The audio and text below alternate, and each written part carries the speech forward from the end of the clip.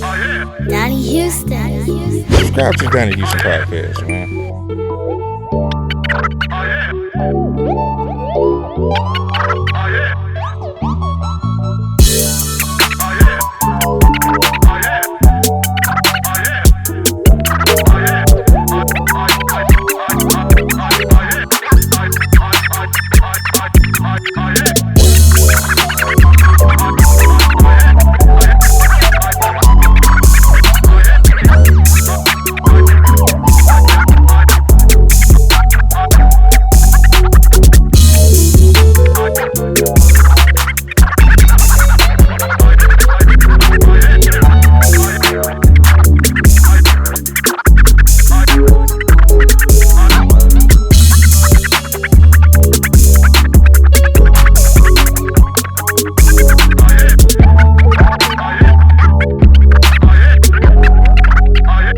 Yeah, man, it's going down this Donnie Houston podcast. I am Donnie Houston. Check it out, man. We got a special guest, man, and she happens to be one of the hardest working women behind the scenes, in this culture, man. I'm talking about working with all the A-listers. A lot of the guys that come through here and come through, sat on the couch, you know what I mean? A lot of the guys that have really made an impact on this culture. She's been behind the scenes, really putting some really dope things together for them, really placing them in new places and getting them great looks and all of that. And hey, it's none other than Miss Latoria Lemon. What's going on? Hey, I'm so happy to be here. You talking like we ain't been talking. I've been telling you, man. We gonna sit down and do it. And then when I call you, Yes. they say, we gonna do an episode. Yeah, we finna do an episode. What you mean? But no, 90% of the time I'm here. I'm over there, I'm behind the scenes, yeah. behind the scenes. So to be on the couch is an honor. Well, it's an honor to have you here. Thank you. You're always busy and got stuff going on. So for me to even get you to come over here just for a little while, Right. you know what I mean? I definitely appreciate it. Yes, I'm excited. For sure. So Yeah. tell me what's new with you. Man, wow. Of course, David Banner just dropped his new single. And by the way, he absolutely loved, like when I say loved, this interview that he did with you, he loved it. Like every part of it. He has bragged about it. When he called me, he was like, how's Donnie? It's like to my uncle, how's Donnie doing? I'm like, Donnie's good. He's like, I really like that cat. So we got this single swinging out. Next week we'll be in Atlanta with Zero. He has a new single coming out. So, I mean, we're staying busy. Every time I try to just list all this going on, I feel like I forget about 80 things. But, yeah. That's what I forgot to say when I started. Latoria's in public relations, you know what I mean? And we just talked about a couple of your clients, but can you run down just some of the people that you I know the list is long, and we'll be here for an hour getting everybody, but just some of the people, that Right. you got. So my long-term clients, Slim Thug, Keke, David Banner has been with me for like 5 years. A lot of people don't know that. Like people just thought, oh, we just started seeing David with you, but I think we've been together like 4 or 5 years. Your DJ XOs, Lil O, did I say Zero, Lolita Monroe? The list kind of goes on, but even on the national level, like we've done, and when I say we, my company, Lemon Limelight, we've done campaigns for Beyonce. We were the official PR company to release Drake and Chris Brown's No Guidance video. So like we had all the exclusives and tons of non-disclosures and all that good stuff. And of course, before Mr. John Singleton passed, we worked with him on the first season of Snowfall. So that was something that still to this day I'm like, wow. Like I'll go back and look at interviews that I booked for him, and I'm like, that's crazy. Okay, this is amazing because, I mean, everybody's around here, so it's easy to kind of, I ain't gonna say it's easy, but you're liable to bump into these guys at some point. But when you talk about the John Singleton, the Beyonce, the Chris Brown and Drake campaign, how do you make those connections?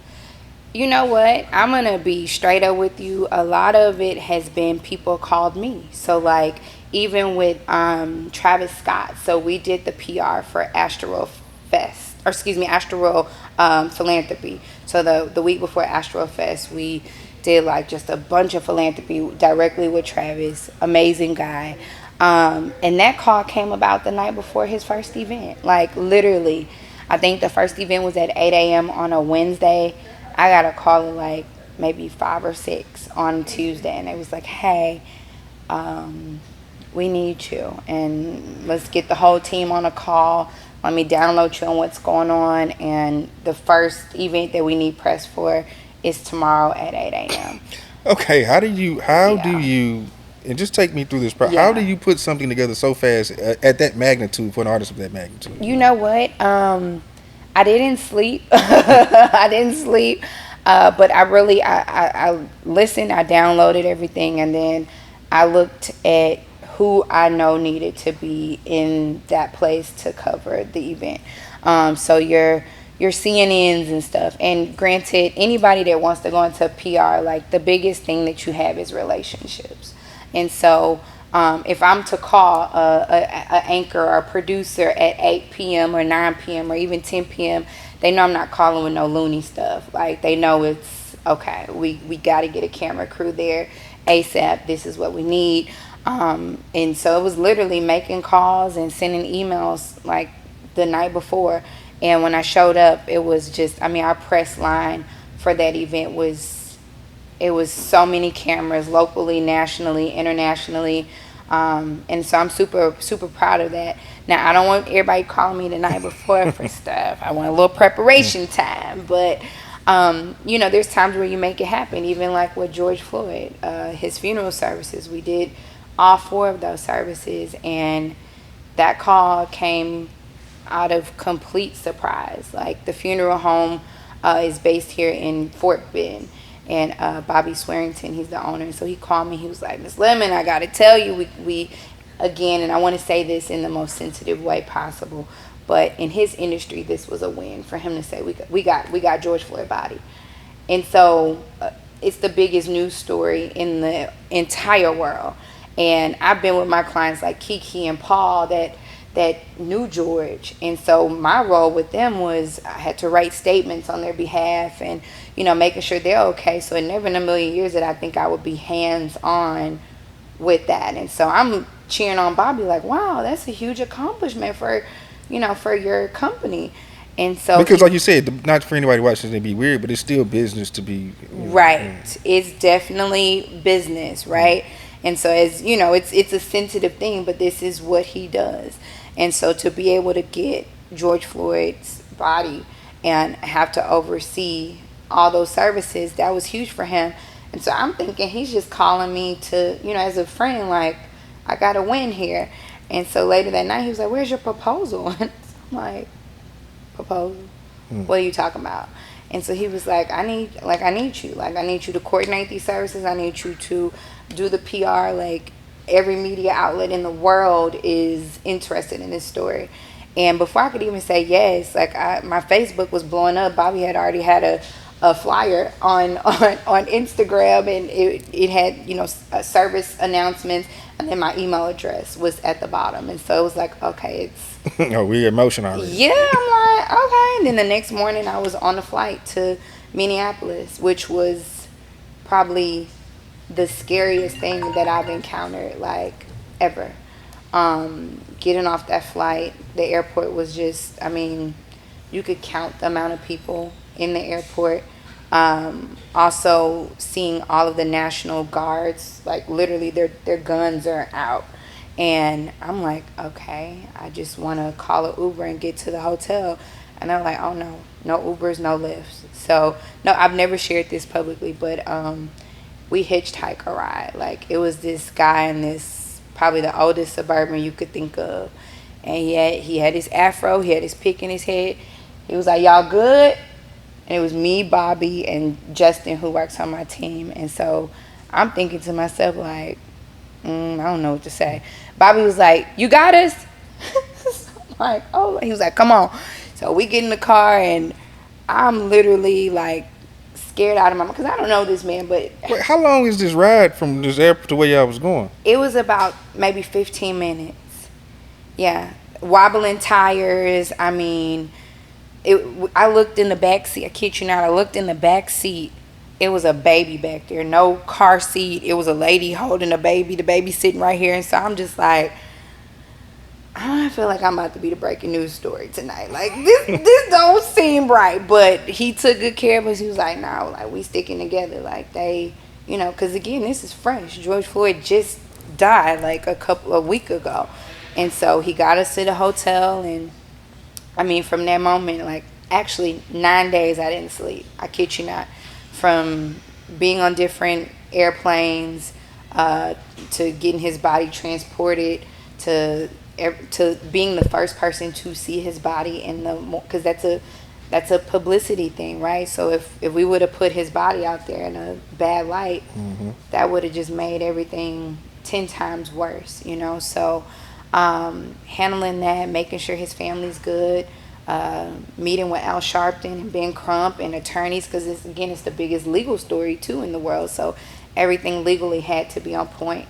To even answering calls from media outlets that didn't speak the same language as me, and I'm trying to use Google Translator, to making statements. I probably made 6 statements a day during that time. I kid you not, like, because there was so many rumors going around, like, oh, you got to pay for a ticket to get into the funeral, and I'm like, that's not it. Like, and mind you, it's 4 services, so we had 1 in Minneapolis, 1 in North Carolina, and then 2 in Houston. So it's still a surreal thing. Like, sometimes I don't really get a moment to just digest what's really going on. Exactly. Because in my world, it's like, you in one project, you're on to 50 more. And that's that. So, you know, there's times where I do tear up a little bit, but I'm good now.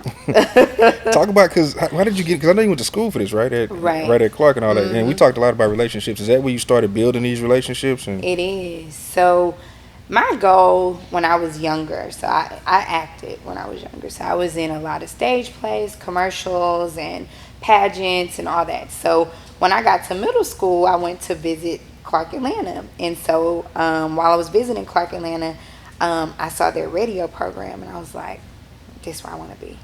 Like, I want to be on the radio. So that was my goal forever. And then before radio was, I guess, not even radio, but before just the media world was so popular, I was a co-host on KCOH with Ralph Cooper for his sports show. And I was like 16. And so when I went to college, again, I was studying radio. And there was this lady I was walking. When you went, because I got into Clark and wanted to go, and my mom at the last minute was like, I ain't paying that. Did you get scholarships and all that, or did you took them loans on for that? So my first year, I think when I got to CAU, I probably had like $6,000 in scholarship fund, which ain't nothing. Because CAU is, I think at that time, it was about $18,000 a year. And that's on the low end. That's not what the meal plans and the dorms. Yeah, you're gonna get up to about 22,000, something like that, something crazy. Absolutely. Yeah. I mean, I had gotten many slips on my door saying it was time for you to go home because we didn't have the money. But I started back doing pageants in school, so that's how I would gain scholarship money. And then I was on the Miss UNCF Royal Court, so that was helpful. But long story short, I was coming out of the library one day, and this lady was like, do you know where the on-campus radio station is? And I was like, yeah, I'll take you to it. And so she was like, all right. So I took her to the radio station. She was like, oh, this is dope. And so she was like, what's your classification? So I started talking, and she was like, I got this ambassador program that I want to, launch here at CAU. One of my clients. She kept saying clients, but I didn't know what she was talking about. And so, long story short, it was an internship opportunity with allhiphop.com. And so that was like, for me, that was going to be like my dream job. Like, they would fly us to award shows. We would interview people on the red carpet. I'm like, oh my God. And just to put things into perspective, what year is this? Because if it's where I'm thinking I'm at, allhiphop.com, that was the shit. So this was 2008. Yeah. That was, and so for those that aren't familiar, All Hip Hop was like the Shade Room before the Shade Room. They had the exclusive on everything. They was everywhere. All of your top artists went to Chuck and All Hip Hop and broke news. Like, that was it. So in my mind, I'm like, this is my moment. Like, I'm gonna do this. So they had this 2-month long process. I kid you not. Her name's Rashida. Rashida, sorry for this, but y'all put us on dummy missions for 2 months. I mean, dummy missions. We're going over here, trying to find. It was like a scavenger hunt across the city, trying to, build your portfolio. And they went to see who's going to go the hardest to be the campus rep. So every assignment, I completed it. I had my portfolio together. And at this point, I'm I'm into our on-campus radio station and everything. And so it was time for us to submit and time for us to figure out who was going to be the campus rep. And so it was me, my roommate, and like 10 other people that had applied on campus. And so everybody was, waiting on their phone calls. And I think we were supposed to get the call at like 5. And so it's like 6:30. And my roommate phone rings. And she got it. And so I was like, congratulations, Crystal. Like, this is amazing. Congratulations. And so I'm like, well, I guess I'm not getting no type of call. And so Rashida and her boss ended up calling me that night. And they said, yeah, we really liked everything you presented. But, it was a panel. It was a committee.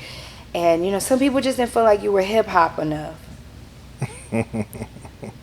I don't know. To this day, I don't know what that means. But so I'm just like, thank you. I appreciate the opportunity, blah, blah, blah, blah, blah. So that next morning, her boss called me back and was like, hey, I couldn't get over, like, just how immaculate your stuff was that you submitted. Like, can you come to our office on Monday? And so I'm like, sure. I didn't know what her office was. I knew she said she did PR, but I didn't know what acronym that was for. So I'm just like, sure, okay, cool, let's chat.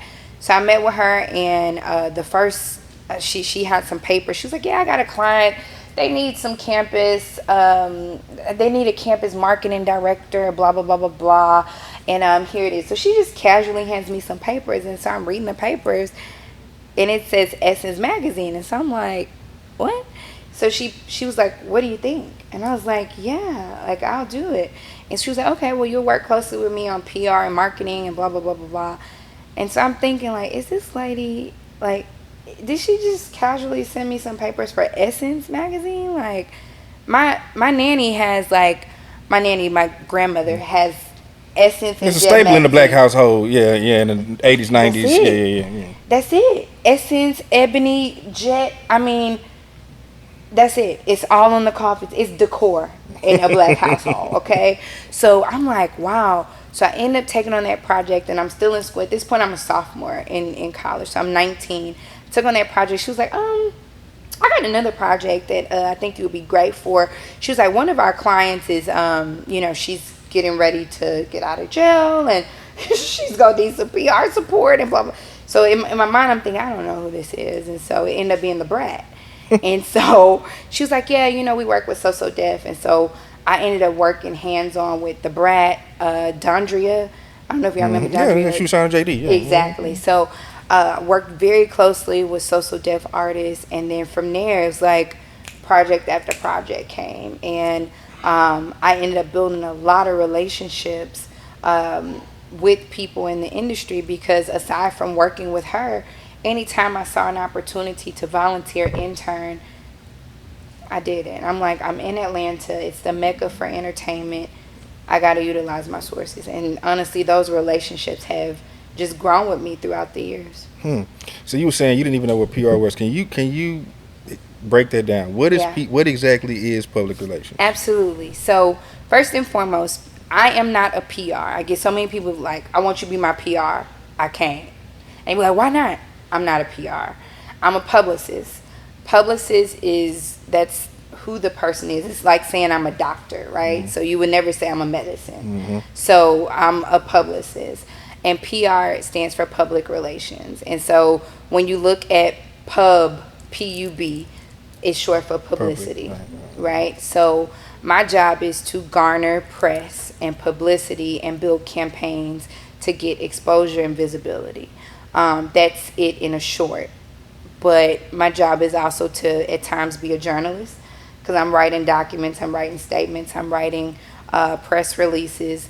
My job is sometimes to sound exactly like my clients. So when things take place or things transpire, I know my clients well enough to say, I've already written your statement and put it out, and everybody think rapper XYZ just said, and they not even anywhere near their computer. Mm-hmm. But because I study my clients and I know this is what they're into, this is their behavior, this is something that they would say and wouldn't say, I've kind of mastered that. And mind you, I'm working with a plethora of celebrities, so I know I know David Banner's not gonna say it like that. I know Slim gonna say it like this. I know Keke not gonna say 6 paragraphs. He gonna this what he so Real to the point. Yeah. that's it. It's not beating around the bush. It's none of that. At times I'm literally all of the above. I've been a therapist to my clients, because a lot of I take pride in saying that my clients trust me, and as minor as that sounds, that's a big thing, because I'm a lot of times the first person they call when things are going good, the first person they call when things are going bad, the first person they call when things are confusing, all of the above. And for them to have that type of trust with me, I think it speaks volumes. And then for them to know and understand that somehow, some way, I'm going to have some type of solution for the matter. So with that, there's times where, I'm wearing 50 hats to 80 different people in one day. Mm-hmm. And sometimes my hat don't get worn for myself. But I understand the nature of this. And with PR, there's no set time. So, most people have a 9 to 5. That's not how that goes. I remember one time, maybe like 6 years ago, maybe 5 or 6 years ago, I told myself I was going to take a day, sleep in. No big deal. I'm going to sleep in. And for me, sleeping in is like 9. I get up at like 4 or 5 every day.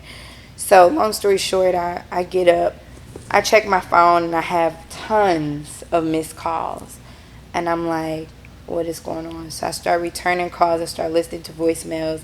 And it's like, I mean, TMZ, big news sources. I'm like, what has happened? And so one of my clients decided that she was going to break her own news, and there was no strategy for it.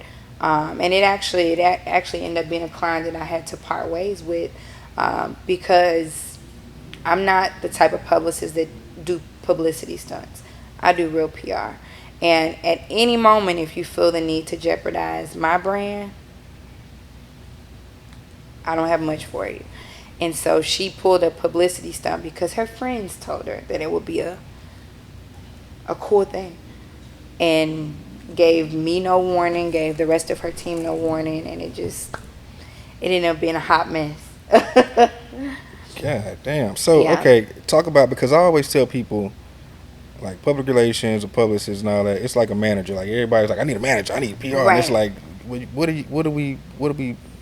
we doing? Like, Right. what you got to have something in order, or is it more of a thing like you can just, if you say, okay, I want to market this, and then you create these packages or whatever, like, how does that work? You know what I mean?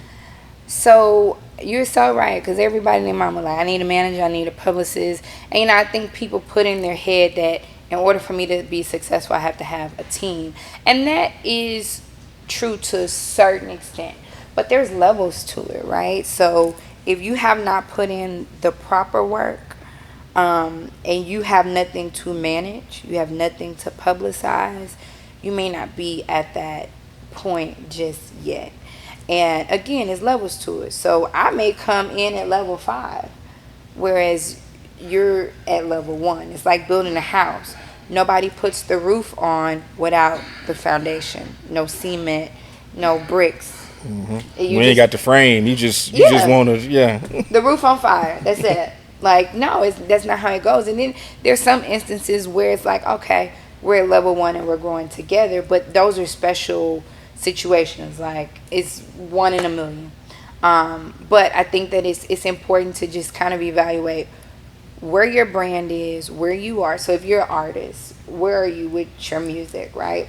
It's not my job to go and get your song on every single platform, because what you fail to realize is, unfortunately, a lot of what you're hearing today is pay to play, and that's not my job. Anytime there's money exchange, that's not the job of a publicist. So if you say, okay, I got $500, can you give it to Houston Style Magazine to put? That's an ad. Go to the ad department. That has nothing to do with me. So I think that it's valuable to identify, what do you want the public to know? And is this the season that you want the public to know exactly what you have and what you're doing? Because sometimes you can miss your big mark, right? Mm-hmm. So let's just say you plug in too quick, and then 2 seasons later, it's like, dang, this probably should have been my moment. Because they weren't really feeling me when I was doing the interviews then. Because you can tell when folks feeling you. Your interview 2 minutes long and Mm-hmm. everybody else is an hour and a half. They don't know what to talk about, And then again, some of it is relationships, right? So I may say, hey, such and such at iHeart, I gave you a favor. You remember I brought in John Singleton or Melissa McCarthy? That's another one I worked with. Melissa McCarthy, and she barely wanted to do any press, not because she didn't want to, but timing wise. Remember, I squeezed that one in for you. I got something that I need you to take a look at. And let me say I got a few minutes, but we're in the door. So that first impression has to be a wow moment. And if you're not even popping in that setting, you may miss the mark. So, yeah. Do you come up with like, because I'm in this place now where it's like I done a whole bunch of shit, the whole no team thing. Like I done built enough, and now it's like, I need to figure out what I'm gonna do to do this next thing. Yeah. Like, do you create, like, is there a blueprint, or is it more so like everything is catered to and tailored to whoever it is the person is and what they're doing? Correct. So I always like to tell people no two clients of mine are the same. On my roster are the same. You may say, well, you got rappers. Yeah. Okay. Prime example. In this season, and I'm just going to use these guys as an example. In this season, Slim Thug is on a show where his personality has been so charismatic and so sincere to where he's kind of dominated without even trying to. So his moment is now the TV moment. No one's asked about his music. But then you have Keke over here who is a rapper, but his moment right now is his book. And music isn't even a factor with either one of them. So my plan and my strategy would be totally different for both. So Keke may be book release parties, pop-ups, going to different book clubs. These are strategies that I put together. Going to different book clubs, or let's do some type of slab meetup where, everybody that meets up, we give them a book and everybody is challenged to do XYZ. Slim over here is College Hill. Okay, well let me get my juices rolling. It's August. School is getting ready to start. Homecoming season is about to start. Damn, we're gonna do a homecoming campaign. That's how my juices roll. Now this is just an example, but so everybody's different. So your strategy is going to be totally different from others. Now, will you interview with some of the same platforms? For sure, but the pitch is different. Because at the end of the day, even though I'm calling people and saying, hey, I got such and such, I still have to send a legit pitch. What you're doing, why you're doing it, who you are, and all that stuff. So it's definitely a method to the madness. So it's not just, just pulling out a outlet out of the sky. It got to make sense. Talk about, because, you do all your business is legit, and I mean in the sense of like you've managed to navigate through this male dominated industry without any of the weird shit. Like it's just straight hard work and respect, and you know what I mean. Talk about just being that, taking that route with everything. For one, I've stayed true to me, right? So, and I definitely understand I'm in a male dominated industry. I can show up and have to be completely on point, whereas my counterparts are in the flip-flops and some shorts and a wife beater. If I showed up like that, I would be the talk of the town, and my guys probably would be like, what? She falling off. Like, what's going on? So, and one thing that I've prided myself on is I operate in integrity and genuine. My biggest thing is, and mind you, we operate in Houston and Atlanta, but we operate all over. But we have teams in an office in both locations. I've had quite a few offers to get up and go elsewhere, as early as last week, to be a VP at a very well-known entity, and salary would be great too. They was like, we'll match whatever your company's making, and you can keep your company. But I know and understand that when I moved back here and decided I was going to do PR, I wanted to provide certain opportunities for Houston. I wanted people to see Houston is literally on the map. And when you think of us, so much talent. We are an entertainment mecca, and I don't care what anybody says. I've said on conference calls where, you know, these top-notch TV networks are like, yeah, we want to go to Dallas. What do you know about Dallas, Latoya? And I'm like, nothing. But here's what we have in Houston, okay? Here's what we're doing. We have the support of our mayor. I mean, I can list it out for you because that's how much I believe in Houston. And I believe that my calling was really to serve the city that I'm from. So when I see things like the rodeo and all my guys are performing and Bun has opened up this amazing door, and I want to give a shout out to Bun because I don't think people understand the necessity and strategy, right? Bun is very brilliant, and he's not one of my clients, but I've admired his work. He was on the rodeo board several years ago just to make this, not just to, but he probably had a goal to make this happen for his city, for the culture. And it's something that made national news. So I'm sitting at the rodeo, and my friend who's from Atlanta, he's like, "Are you crying?" And I'm like, "I am." And I was like, "They got slabs in the dirt." Like, they got slabs in the dirt. Like, you know, and he's from Atlanta, so he's like, You don't understand the magnitude of what's going on, right? Like the shift. You got Roe on stage in a suit. Mo City done. You have the whole stadium. Nobody's sitting. Everybody's singing every single song from ESG to Slim to Latoya. That was beyond beautiful for our culture, for our city. Because so often we have people that come to this city and we celebrate them and then we forget our own that paved the way. So I want there to be other Latoya Lemons or even better in PR. I want you to be able to say, I don't have to go to New York or LA or Chicago, or if I do, I'm going because I'm packing a bag to go do work and then I'm coming back home to finish my mission here. So that's the big picture, to have job opportunities for people that are behind the scenes, to be able to provide platforms for our city, like in our culture. So for me, it's bigger than just PR or, you know, it's again, like I said, operating integrity, having trust with people. And I want people to know and understand when you see my name and you see my brand, it's of excellence. It's not, we don't do shady business. We're not out here. I had someone ask me, who's your biggest competition? You ask most of the PR, the publicists and PR companies around here, I've sent clients to them because I want everybody to win. It's not really taken out of my pocket at no rate, because every publicist has a niche. Your niche may be sports. Mm-hmm. And although I may have worked with TJ Ford and other people, I want to send you this rookie player. That's good for you. That's going to be excellent. Or, hey, your niche is nonprofits. Even though I work with museums, here's another museum. Here you go. And it's not meant for me to put on Facebook and Instagram, hey, just gave 6 PR companies X. No, I'm good on that. Because at the end of the day, when you win, we all win. And if more people had that concept and that mentality, you wouldn't be worried about competition. Mm-hmm. Like, competition don't help the city grow.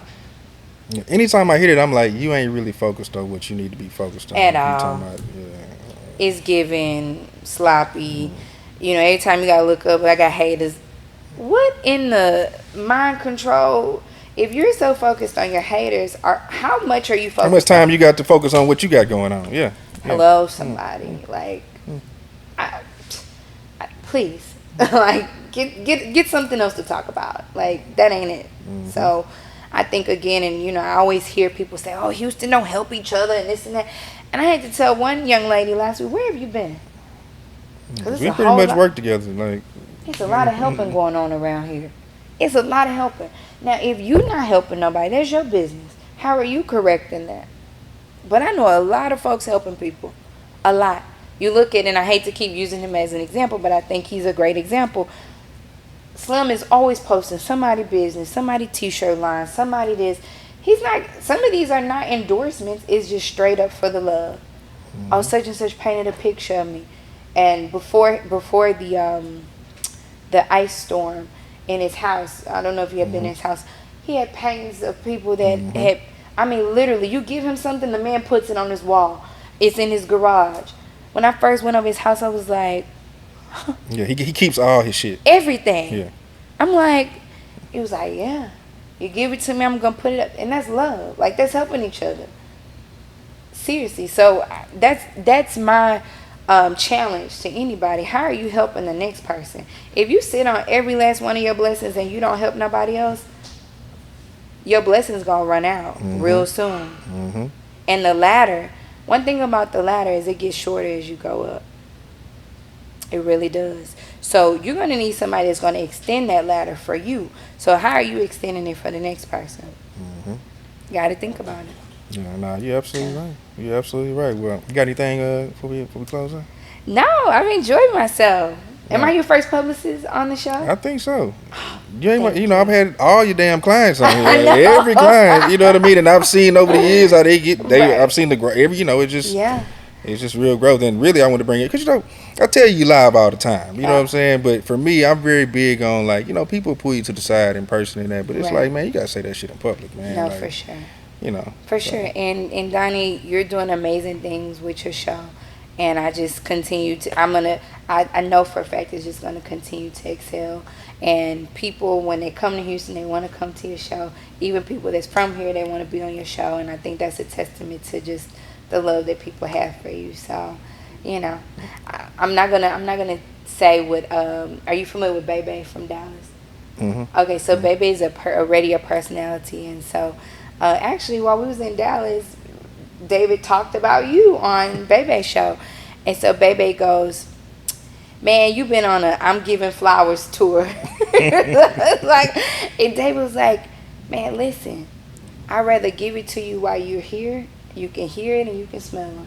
Versus I'm standing up at your funeral. And I think that we got to think about that a lot more. Like, don't stand up at my funeral and over my casket and say, nah, I can't hear you. I want every rose while I'm here. Even if you can't afford it, even if you like, listen, say what's on your heart. Because you never, ever know. You never, ever know. That could be that fuel that helps the next person. Because a lot of people don't realize, you know, you may see Donnie on a podcast. You may see Latoria doing events.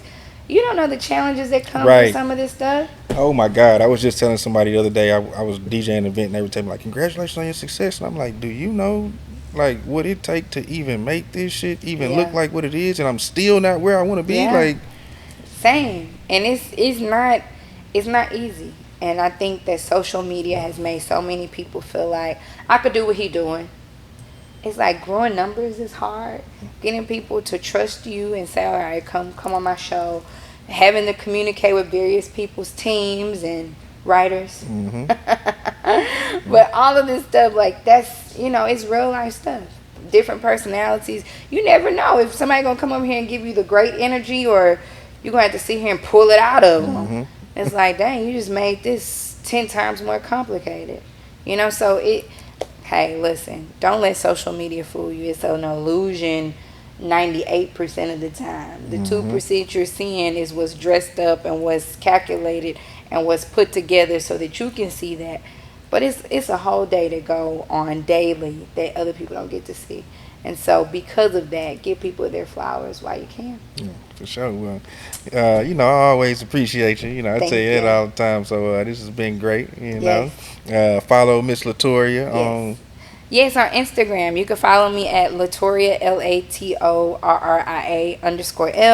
And then my website is www.lemonlimelightmedia.com. And you can Google it, and all my contact information will show up. If you got your shit, wait till you have your shit together though before you call her. Please. You know what I mean? Have your shit together. That's one thing. Like, if people bring up PR, I always say, "Oh, Latoria," but then sometimes I say, "Hey, bro, you really ain't You don't need like you need to get you some shit going first. You know what I mean? Right. Before you go bug this woman with your bullshit. Right. So, Get it together. And then don't hesitate to get interns. Sometimes you need to get with people that you can grow together. I'm an advocate for interns. That's how I got started.